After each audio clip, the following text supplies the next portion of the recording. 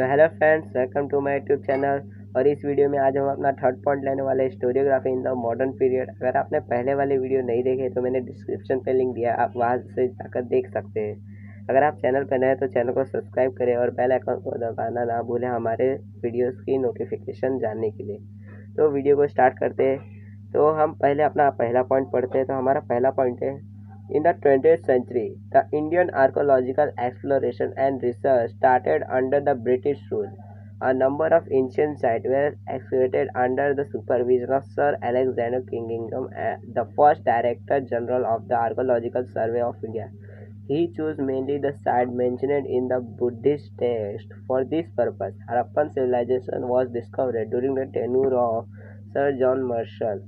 Because of this discovery, the antiquity of Indian history could be traced to 3rd millennium BC or even earlier.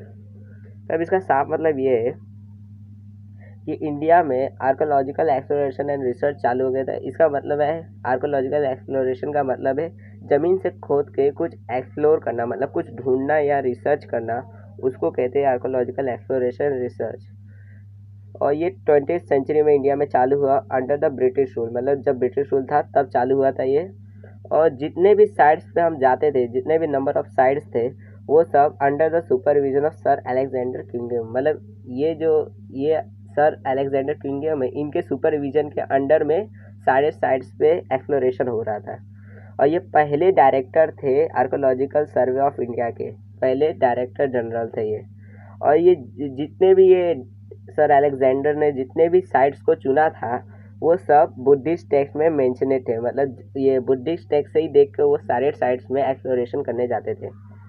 और फिर आगे लिखा है कि जो हड़प्पन सिविलाइजेशन डिस्कवर हुआ ये सर जॉन मार्शल के टाइम पे, उस टाइम पे ये हेड थे। और इस डिस्कवरी के वजह से इंडिया को अपने पहले के हिस्ट्री के बारे में, 3rd मिलीनियम साल के पहले के और उसके भी इवन अर्लियर के भी पहले के हिस्ट्री के बारे में पता चला, अपने इतिहास के बारे में पता चला इंडिया को। तो इस पॉइंट में इतना ही है। तो हम अपना अगला पॉइंट देखते हैं। तब हमारा नेक्स्ट पॉइंट है और ये है जॉन मार्शल। तो अब हमारा अगला पॉइंट है, Many British officials in India wrote about the Indian history. Their writing displays strong influence of the colonial policies of the British. The 3 volumes of the history of British India, written by James Mill, were published in 1870. This was the first book on Indian history written by a British historian. It clearly reflects an absence of objective perspective and prejudice about various aspects of the Indian culture.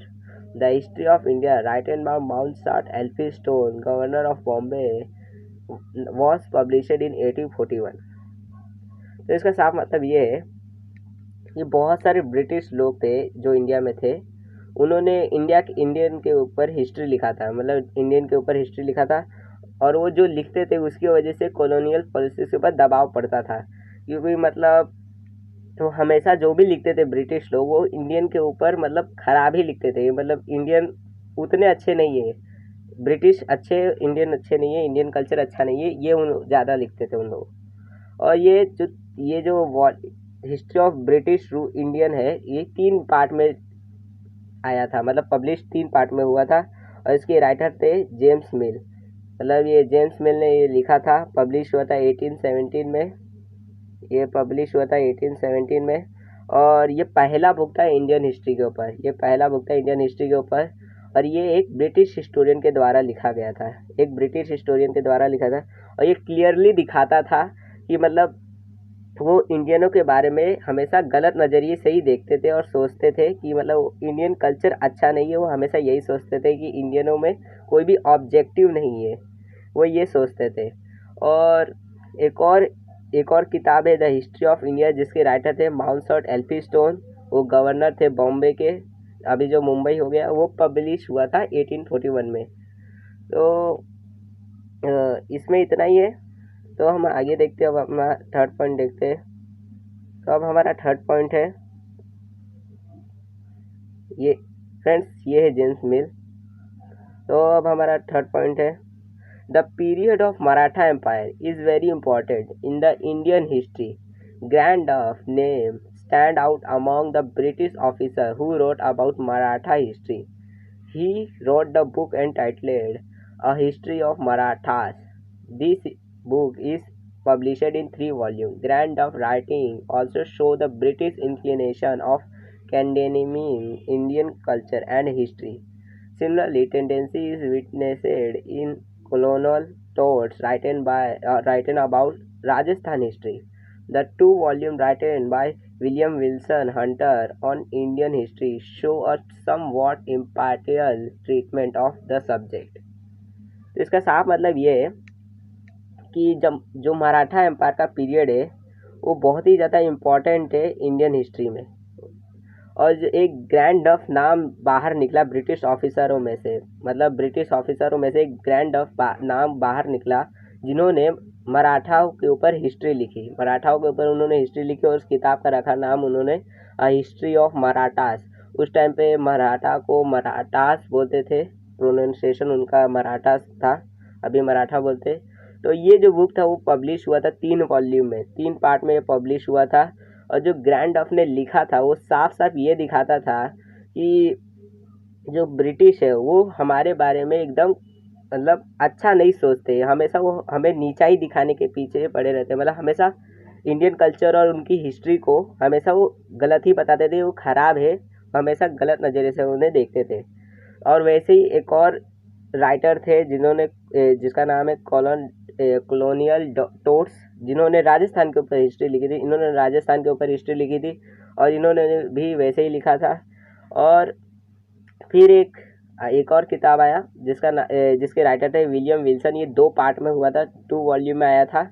और इन्होंने भी Indian history के ऊपर लिखा था, लेकिन इसमें जो लिखा हुआ था वो कुछ दिखाया था कि इसके अंदर कुछ पार्ट में इंडियन कल्चर को मतलब उसकी सही चीज़ें कुछ पार्ट में बताई गई है। मतलब उसमें सारे पार्टों में इंडियन कल्चर को ख़राब नहीं बताया, उसमें कुछ में चीज़ में उनकी अच्छी चीज़ें भी बताई है। तो मतलब ये विलियम विल्सन हंटर है, उन्होंने ये भी बताया था। अभी आगे है हमारा 4th पॉइंट है नीलकंठ जनार्दन कीर्तन and Vishwanath Kashinath Rajwade were 2 Indian historians who took upon the task of exposing the limitation of grand of writing।